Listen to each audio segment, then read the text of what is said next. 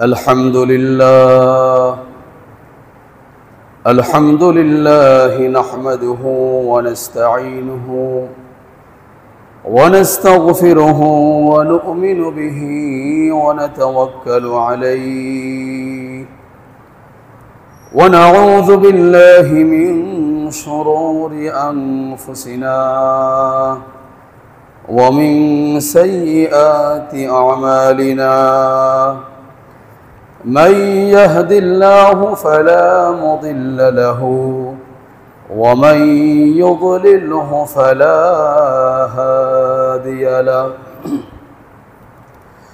ونشهد أن لا إله إلا الله وحده لا شريك له ونشهد أن سيدنا وحبيبنا ومولانا محمدا عبده ورسوله الذي أرسله الله تبارك وتعالى بالحق بشيرا ونذيرا وداعيا إلى الله بإذنه وسراجا منيرا فقد قال الله تعالى في كلامه المجيد وفي فرقانه الحميد أعوذ بالله من الشيطان الرجيم بسم الله الرحمن الرحيم قد أفلح من زكاها وقد خاب من دساها وقال تعالى قد أفلح من تزكى وذكر اسم ربه فصلى وقال رسول الله صلى الله عليه وسلم ألا وإن في الجسد مضغة إذا صلحت صلح الجسد كله وإذا فسدت فسد الجسد كله ألا وهي القلب أو كما قال عليه الصلاة والسلام شكرا درود شريف পড়ি اللهم صل على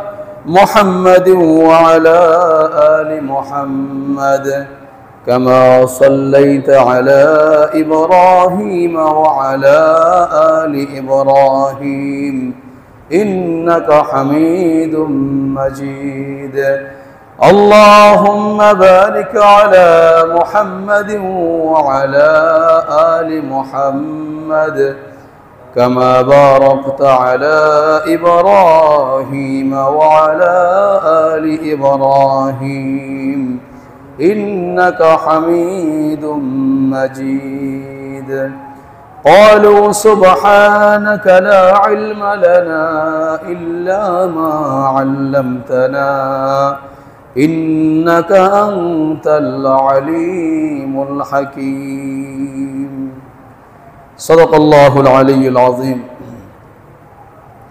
الحمد لله মহান আল্লাহ পাক রব্বুল আলামিনের দরবারে লাখ কোটি শুকর এবং সুজুদ যে আল্লাহ সুবহানাহু ওয়া তাআলা আপনাকে আমাকে আমাদের কিছু সংখ্যক গুনাহগার বান্দাদেরকে পবিত্র জুমার দিনে জুমার নামাজ আদায় করার উদ্দেশ্যে দুনিয়ার মধ্যে সর্ব উৎকৃষ্ট আল্লাহ তাআলার কাছে সবথেকে প্রিয় জায়গা তার ঘর মসজিদে আসার বসার তৌফিক দান করেছেন।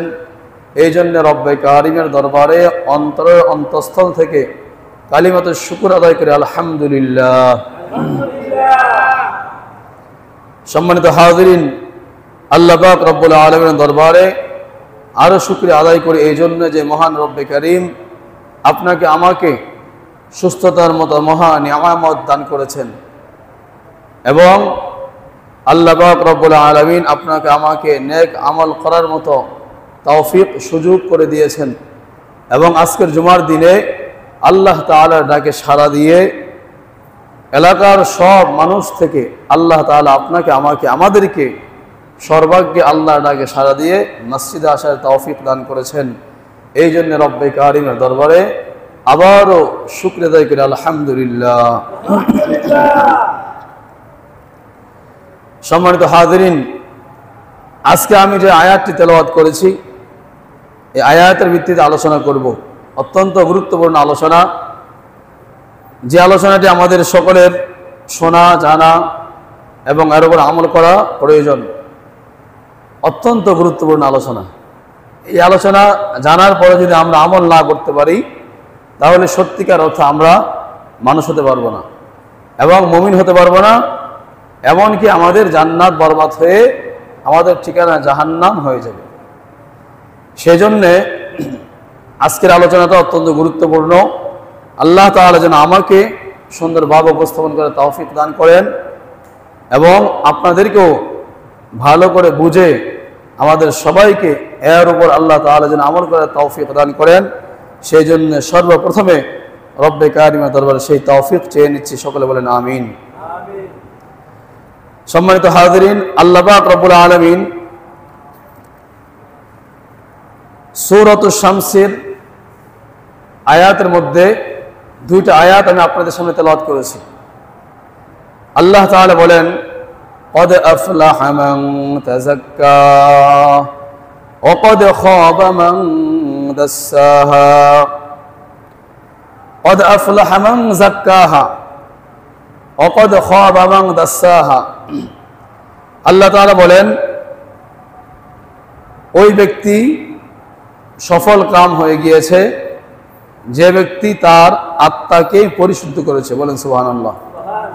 আবারও বলছি, আল্লাহ তাআলা বলেন, قد أفلح من زكاها, ওই ব্যক্তি সফল কাম হয়ে গিয়েছে যে ব্যক্তি তার আত্মাকে পরিশুদ্ধ করেছে।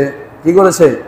আত্মাকে পরিশুদ্ধ করতে পেরেছে, সে ব্যক্তি কি সফল কাম হয়ে গিয়েছে। এরপর আল্লাহ তাআলা বলেন, وقد خاب من دساها, আর যে ব্যক্তি তার আত্মাকে পরিশুদ্ধ করতে পারে নাই সে ব্যক্তি ব্যর্থ, সে ব্যক্তি ধ্বংস, সে ব্যক্তি নাকাম। বলেন নাউজুবিল্লাহ। যে ব্যক্তি তার আত্মাকে পরিশুদ্ধ করতে পারেনি সে ব্যক্তি কি ধ্বংসপ্রাপ্ত, সে ব্যক্তি নাকাম, সে ব্যক্তি সফল কাম নয়। তাহলে আল্লাহ পাক রব্বুল আলামিন সূরাতুশ শামসের এই দুইটি আয়াতে এটা বলেছেন। আল্লাহ পাক রব্বুল আলামিন সূরাতুল আলার আরেকটি আয়াতে বলেন, قد أفلح من تزكى, অবশ্যই সফল কাম হয়ে গিয়েছে ওই ব্যক্তি যে ব্যক্তি তার আত্মাকে পরিশুদ্ধ করেছে। বলেন সুবহানাল্লাহ। وذكر اسم ربه فصلى, এবং যে ব্যক্তি তার রবের নামের জিকির করেছে অতঃপর নামাজ কায়েম করেছে। বলেন সুবহানাল্লাহ। তাহলে এই আয়াতগুলোর দ্বারা আমরা বুঝতে পারলাম আল্লাহ পাক রব্বুল আলামিন বলতেছেন, যারা তাদের আত্মাকে পরিশুদ্ধ করতে পারে অথবা পেরেছে তারাই কি সফল কাম হয়েছে বা সফল কাম হবে। আর যারা আত্মাকে পরিশুদ্ধ করতে পারবে না তারা ব্যর্থ, তারা ধ্বংসপ্রাপ্ত, তারা নাকাম, সফল কাম হবে না। সেজন্য এখন আমাদেরকে আজকের আলোচনা খুব গুরুত্ব সহকারে উপলব্ধি করতে হবে। শরিয়াতের পরিভাষায় আত্মাকে পরিশুদ্ধ করা এটাকে বলা হয় তাজকিয়ায়ে নফস। কি বলা হয়? তাজকিয়ায়ে নফস। এই তাজকিয়ায়ে নফস, আত্মাকে পরিশুদ্ধ করা, এটা ফরজ। এটা কি ফরজ? প্রত্যেকটা মুসলমান নরনারীর জন্য আত্মাকে পরিশুদ্ধ করতে হবে, তাজকিয়ায়ে নফস হাসিল করতে হবে, অর্জন করতে হবে। সেজন্য আজকের ইনশাআল্লাহ আলোচ্য বিষয় হলো তাজকিয়ায়ে নফস। কি তাজকিয়ায়ে নফস? তাজকিয়ায়ে নফসের পরিচয় আমরা একটু আগে জানি। তাজকিয়ায়ে নফস উভয়টা আরবি শব্দ। এখানে দুইটা শব্দ। কয়টা শব্দ? দুইটা, একটা হলো তাজকিয়া আর একটা হলো কি নফস। তো তাজকিয়া অর্থ হচ্ছে আপনার পবিত্র করা, ময়লা আবর্জনা দূর করা এবং পরিশুদ্ধ করা, বুঝে আসছে? পবিত্র করা, ময়লা আবর্জনা কি করা? দূর করা। আর নফস মানে হলো অন্তর, কলব, অন্তর কলব। এখন তাজকিয়া নফস মানে হলো আত্মার পরিশুদ্ধি বা আত্মার পবিত্রতা, বলেন সুবহানাল্লাহ। তাহলে আর কলব মানে হলো অন্তর, কি অন্তর। তাহলে কি বোঝা গেল? তাজকিয়া নফস মানে হলো অন্তর পরিশুদ্ধ করা, আত্মার পরিশুদ্ধি করা। প্রত্যেকটা মুসলমানদের জন্য, মুমিনাতের জন্য তাজকিয়া নফস এটা কি ফরজ, এটা কি ফরজ। এটা তাসাউফের একটি পরিভাষা, তাজকিয়া নফস। যারা পীর মুরিদি করেন তাদের মধ্যে শব্দটা বেশি প্রচলিত, আপনারা হয়তো শুনেছেন তাজকিয়া নফস। এটা কোরআনে কারিমের একটি কি শব্দ, অর্থাৎ প্রত্যেকটা মুসলমান নর নারীর জন্য ফরজ হলো তাজকিয়া নফস করা, অর্থাৎ আত্মার পরিশুদ্ধি করা, বুঝাচ্ছ তো? কারণ ইসলামী পরিভাষায় মানুষের কলবের মধ্যে যে সমস্ত রোগ আছে, কি আছে? রোগ ব্যাধি আছে। এই সমস্ত রোগ ব্যাধিগুলোকে দূর করতে হলে একজন অভিজ্ঞ রোহানি আধ্যাত্মিক ডাক্তারের কাছে গিয়ে তার পরামর্শ নিয়ে তার প্রেসক্রিপশন অনুযায়ী ঔষধ সেবন করে এরপরে আপনার আত্মাকে পরিশুদ্ধ করতে হবে, তাজকিয়া নফস করতে হবে। কথা বুঝে আসছে তো? তো এটাকে বলা হয় কি তাজকিয়া নফস। আল্লাহ তাআলা কোরআনে কারিমে এটাই বলেছেন, কদ আফলাহা মান যাক্কাহা, যে ব্যক্তি তার আত্মাকে পরিশুদ্ধ করতে পেরেছে, তাজকিয়া নফস করেছে, ওই ব্যক্তি সফল কাম হয়ে গিয়েছে, বলেন সুবহানাল্লাহ।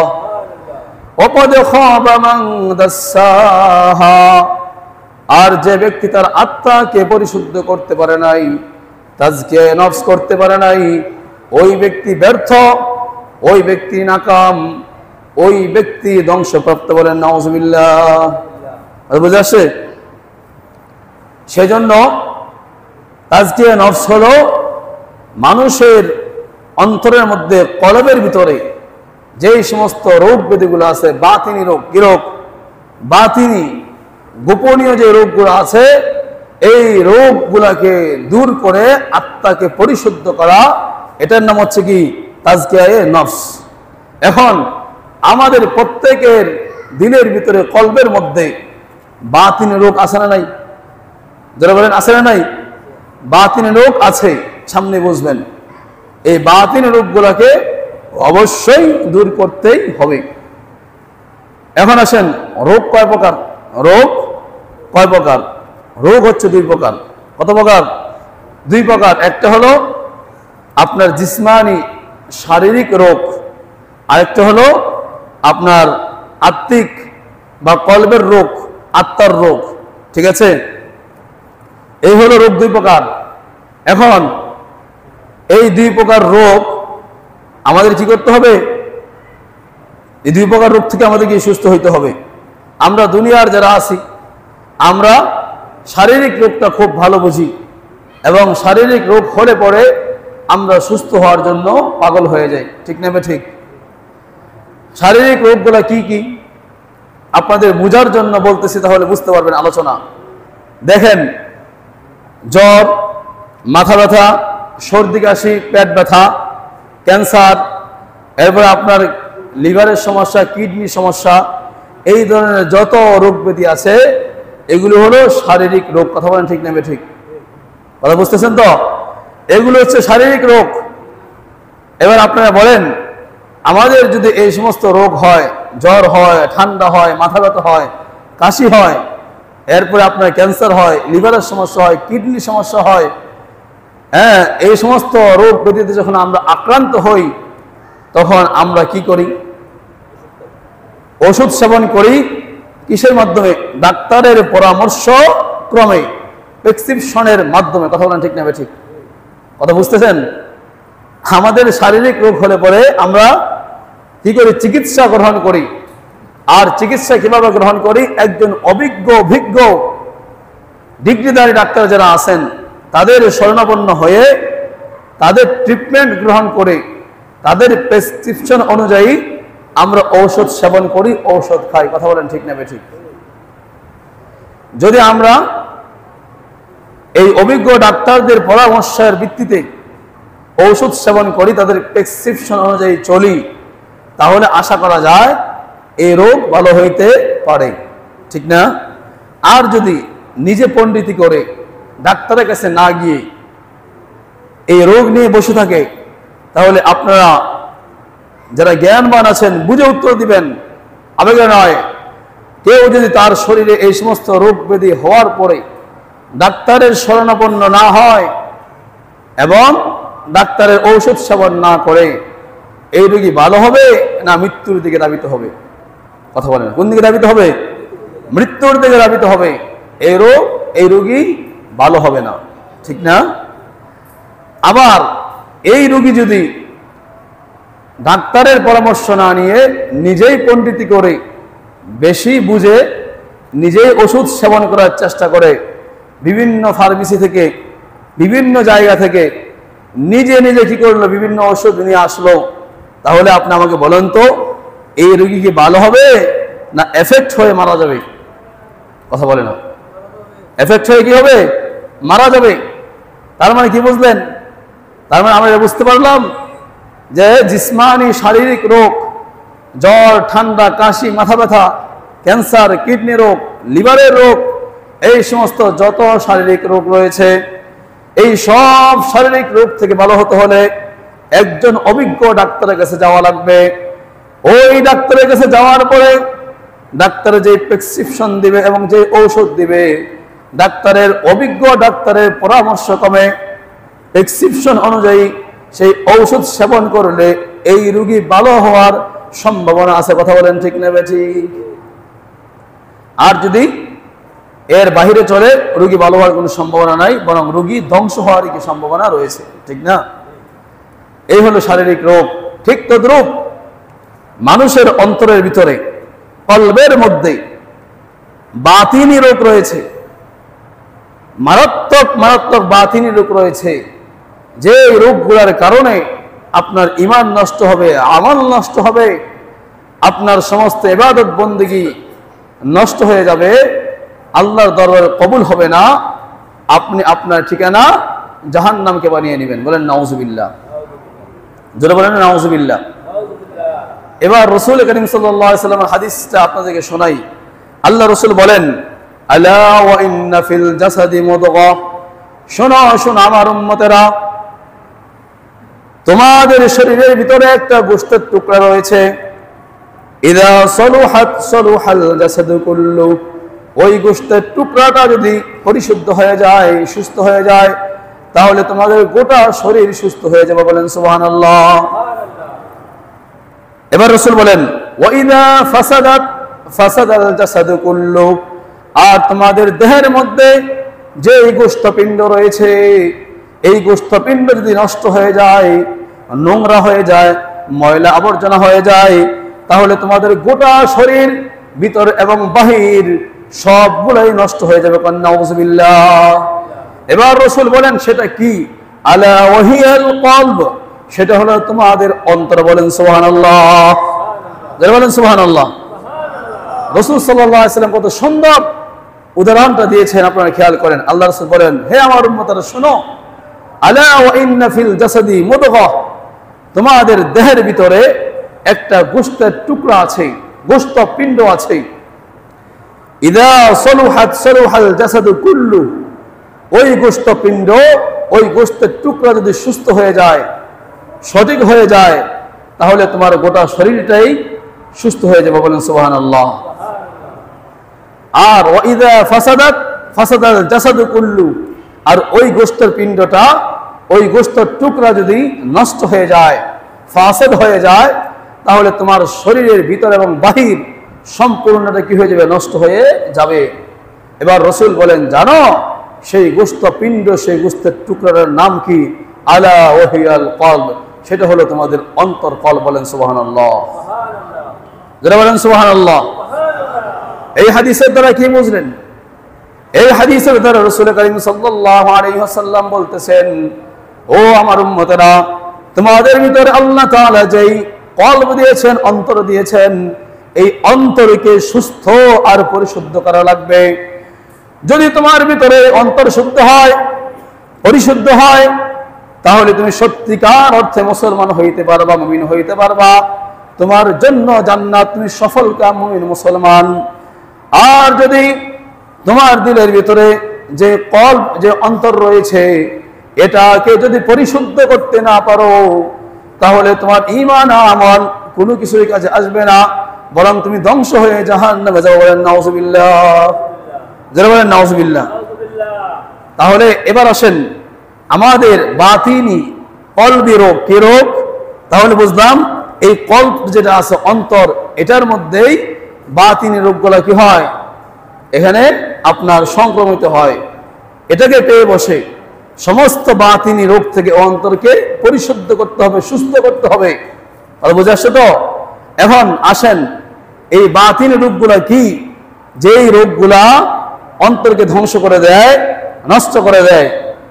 হ্যাঁ, সেই রোগগুলো হলো আমাদের, যদি আমরা চিহ্নিত করতে পারি তাহলে আমাদের জন্য কি হবে? ভালো হবে। যেমন বাতিনি রোগ, কলবি রোগ, রূহানি রোগ, অহংকার। কি ভাই? অহংকার, গীবত, মিথ্যা, রিয়া, শিকায়াত, কৃপণতা, অশ্লীল ভাষা, মন্দ নজর, বদ আখলাক, বদ ধারণা, এরপর আপনার জিনা, চুরি, ডাকাতি, এক কথায় আল্লাহ তাআলার সমস্ত ধরনের নাফরমানি, যেগুলো অবৈধ, এগুলো হলো সব অন্তরের রোগ। এই সমস্ত রোগ থেকে আপনার অন্তরকে পরিশুদ্ধ করতে হবে। যদি করতে না পারি তাহলে আপনি আমি ধ্বংসপ্রাপ্ত হব, সফল কাম মুসলমান হতে পারবো না। বলেন নাউযুবিল্লাহ। কথা বুঝে আসছে? তাহলে রোগ কয় প্রকার? বলেন না কেন? কয় প্রকার?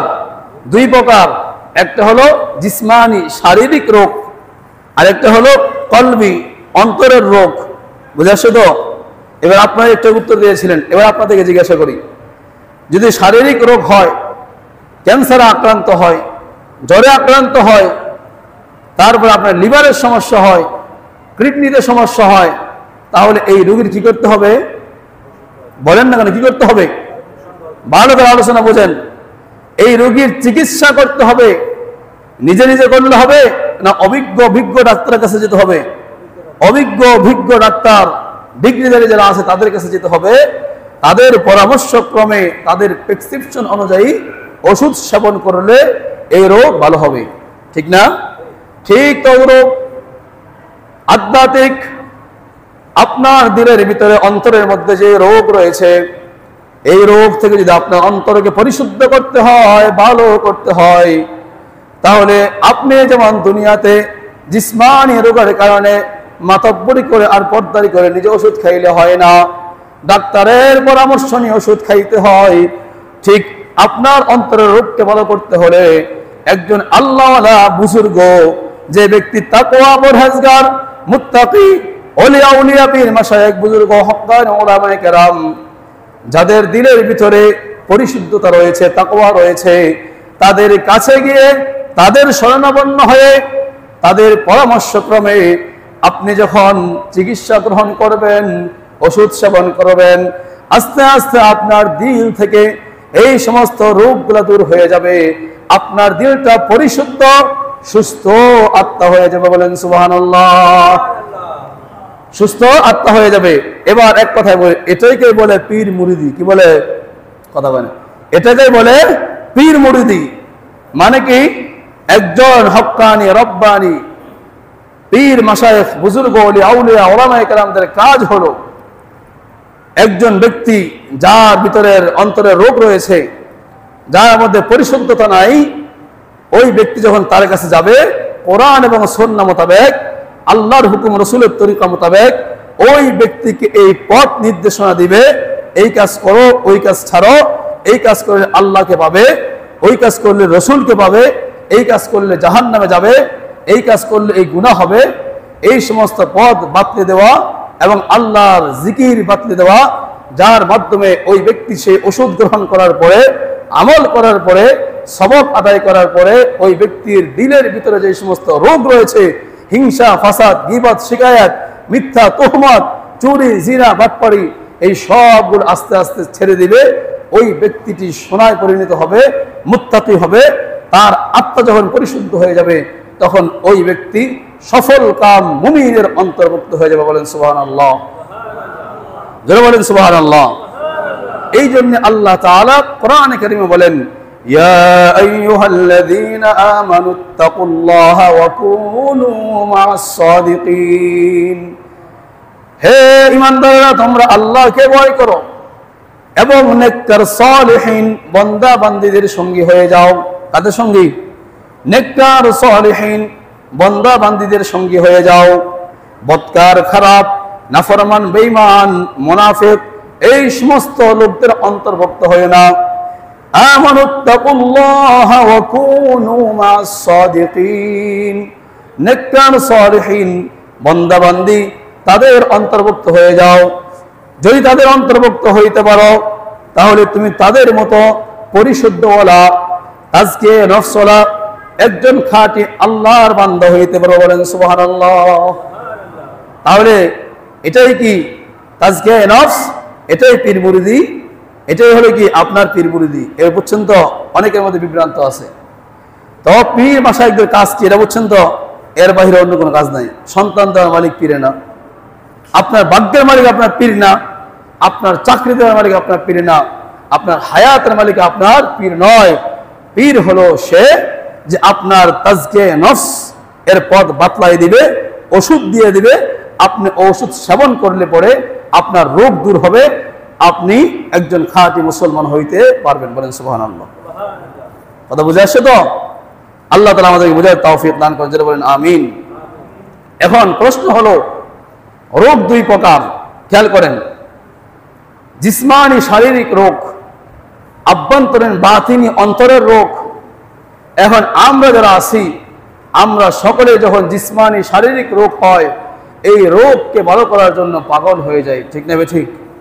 পাগল হয়ে যায়, ব্যতিব্যস্ত হয়ে যায় এবং আমরা আমাদের সর্বস্ব জমি জমা বিক্রি করেও চিকিৎসা করার চেষ্টা করি। কথা বলেন ঠিক না ঠিক?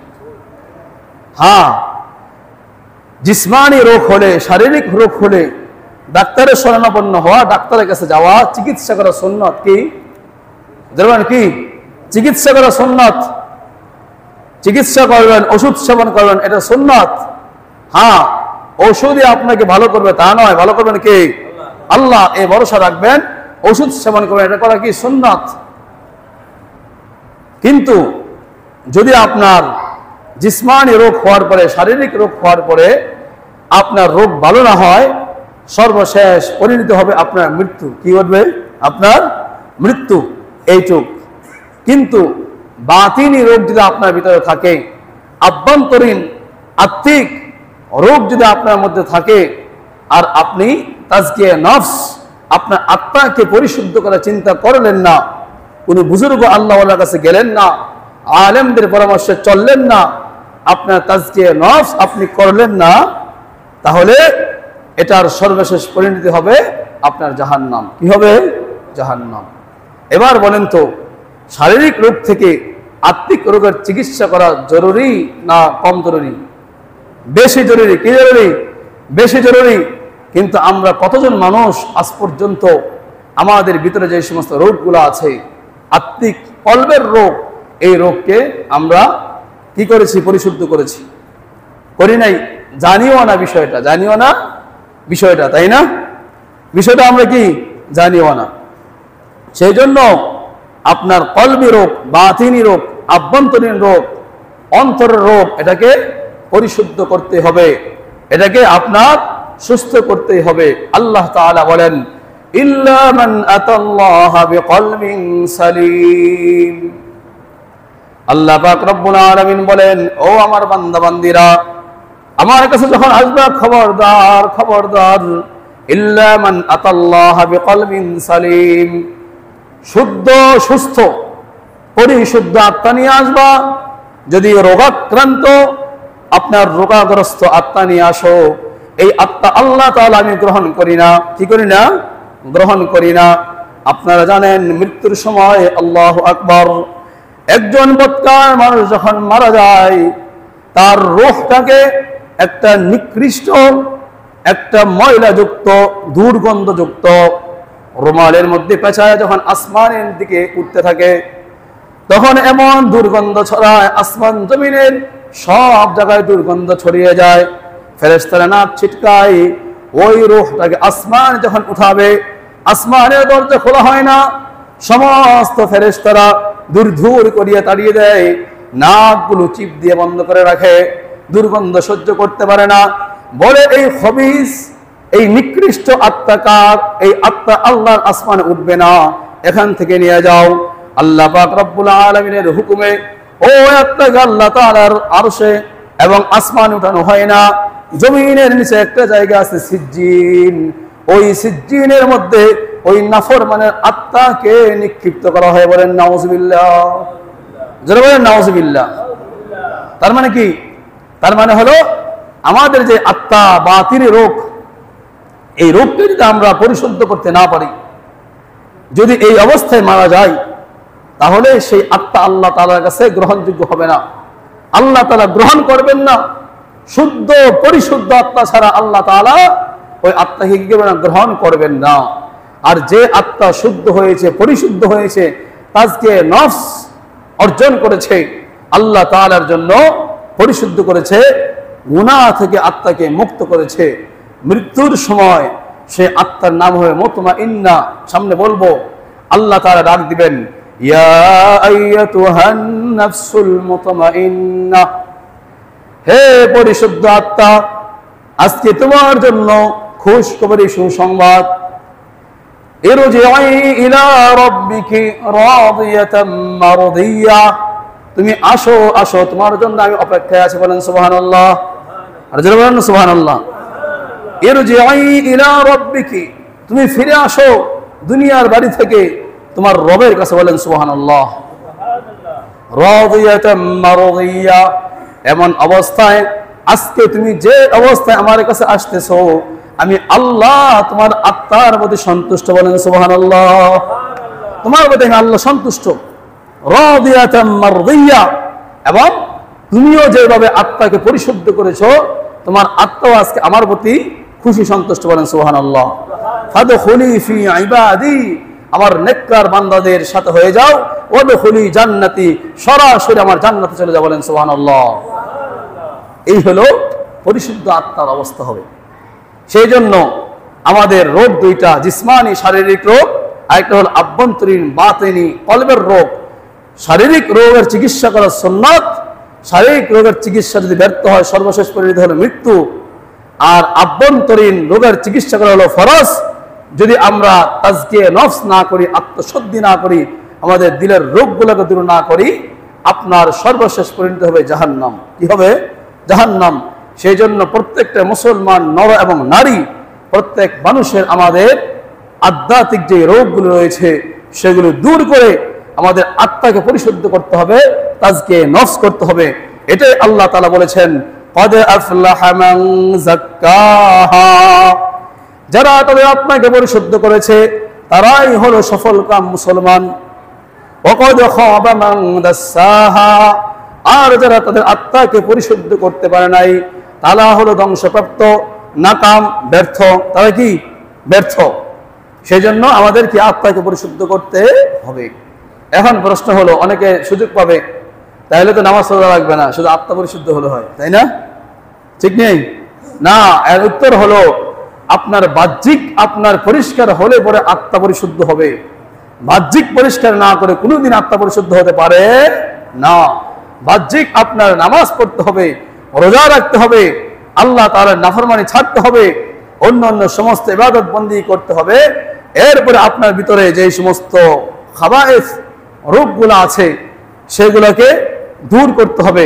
যেমন রিয়া, হিংসা, ফাসাদ, কিবির, মিথ্যা, চগলখড়ি, জিনা, চুরি, মন্দ অভ্যাস, মিথ্যা অভ্যাস, খারাপ অভ্যাস, আল্লাহ তাআলার সমস্ত নাফরমানিগুলা বর্জন করতে হবে। এইভাবে অন্তরকে পরিশুদ্ধ করতে হবে। কথা বলেন ঠিক না ঠিক? এবার আপনারা বলেন যে আমাদের মধ্যে আমরা যারা এখন সমাজে বসবাস করি, আমাদের আমলের প্রতি মনোযোগ নাই, নামাজের প্রতি আগ্রহ নাই, এরপরে আমাদের মসজিদে আসার খবর নাই, ভালো কাজ করার আমাদের ভিতরে স্পিড আগ্রহ জন্মায় না, খারাপের দিকে ধাবিত হই। এর মূল কারণটা কি বলেন তো? এর মূল কারণ হলো আপনার আত্মা পরিশুদ্ধ নয়, আপনার কল্প অন্তর পরিশুদ্ধ নয়। এটা হলো তার মূল কারণ। আজকে এই জন্য আমি আলোচনা নিয়ে এসেছি। আমি চিন্তা করতেছিলাম মানুষের এই অবস্থা, নামাজ পড়তে আসে না। সবাই তো জানেন নামাজ পড়া ফরজ, জানেন না আপনারা? এটা আওয়াজ দেন, জানেন কি না? জানেন সবাই নামাজ পড়া ফরজ, পড়তে হবে, না পড়লে জাহান্নামে যেতে হবে। জানেন সবাই মিথ্যা বলা মহাপাপ, মিথ্যা ছাড়তে হবে, তারপরে মিথ্যা বলেন। জানেন সকলে রোজা রাখতে হবে, না রাখলে জাহান্নাম, রোজা ছেড়ে দেন। জানেন অন্যের জমি আত্মসাৎ করা যাবে না, এটা মহাপাপ, কবিরা গুনাহ, তারপরে অন্যের লাইন কেটে আরেকজনের জমির মধ্যে ঢুকে দেন। কথা বলেন ঠিক না ঠিক? জানেন বোনকে ঠকানো হারাম, তার হিস্সা, তার সম্পদ তাকে বুঝাই দিতে হবে, তারপরেও বোনকে ঠকায়া আপনি তার জমি আত্মসাৎ করেন, হারাম। কিন্তু তারপরেও পারেন না কেন? বিরত হন না কেন? এর মূল এবং এক নম্বর কারণ হচ্ছে আপনার দিল পরিশুদ্ধ নয়। আপনার দিল খারাপ হয়ে গেছে, নষ্ট হয়ে গেছে, কল্প নষ্ট হয়ে গেছে। এই জন্য আপনার আমলের এই গতি, এই অবস্থা। কথা বলেন ঠিক না? আপনার দিলের মধ্যে যদি আল্লাহর তাকওয়া পয়দা হতো, তাজকিয়া নফস যদি অর্জন করতে পারতেন, আপনার দিলের মধ্যে যদি আল্লাহ তাআলার সন্তুষ্টি থাকতো, আমার আল্লাহ তাআলার কোনো নাফরমানের জন্য না হয়, অন্তর দিয়ে আমি আল্লাহকে ভয় করি, যদি এরকম একটা হালত অবস্থা আপনার তৈরি হতো, তাহলে আপনার অন্তর থেকে যখন অপরাধগুলো বন্ধ হয়ে যাবে, পশ্চিমকালেও বাহ্যিকভাবে আপনি কোনো অপরাধ করতে পারেন না। কথা বলেন ঠিক না ঠিক? হ্যাঁ, সেই জন্য আভ্যন্তরীণ এই আত্মাকে পরিশুদ্ধ করতে হবে। এটা করা কি ফরজ? এটা করা কি ফরজ? রাসূল সাল্লাল্লাহু আলাইহি ওয়াসাল্লামকে আল্লাহ তাআলা দুনিয়াতে যেই জন্য পাঠিয়েছেন, এর মধ্যে চারটা কারণ। এর মধ্যে একটা হলো রব্বানা ওয়াবআস ফীহিম রাসূলাম মিনহুম ইয়াতলু আলাইহিম আয়াতিকা ওয়া ইউআল্লিমুহুমুল কিতাবা ওয়াল হিকমাতা ওয়া ইউযাক্কিহিম। চারটার মধ্যে একটা মিশন হলো মানুষদের আত্মাকে পরিশুদ্ধ করবে, দিলের রোগগুলো দূর করবে, তাজকে নফস করবে। আর যখন উম্মতের তাজকে নফস হয়ে যাবে, তখন উম্মত গুলা সোনার উম্মতে পরিণত হবে, জান্নাতি মানুষ হয়ে যাবে। বলেন সুবহানাল্লাহ। সেজন্য আসুন না আমরা আমাদের আত্মাগুলিকে পরিশুদ্ধ করি। একজন হক্কানি, রব্বানি, আল্লাহওয়ালা বুজুর্গ, তাদের কাছে গিয়ে আমাদের রূপগুলোকে পেশ করে সেই প্রেসক্রিপশন অনুযায়ী আমল করে আমাদের রূপগুলোকে আমরা দূর করি। আল্লাহ তাআলা আমাদের সবাইকে আমাদের আত্মাকে পরিশুদ্ধ করার তৌফিক দান করেন। যারা বলেন আমিন, আরো যারা বলে আমিন। ওয়া আখিরু দাওয়ানা আলহামদুলিল্লাহি রাব্বিল আলামিন।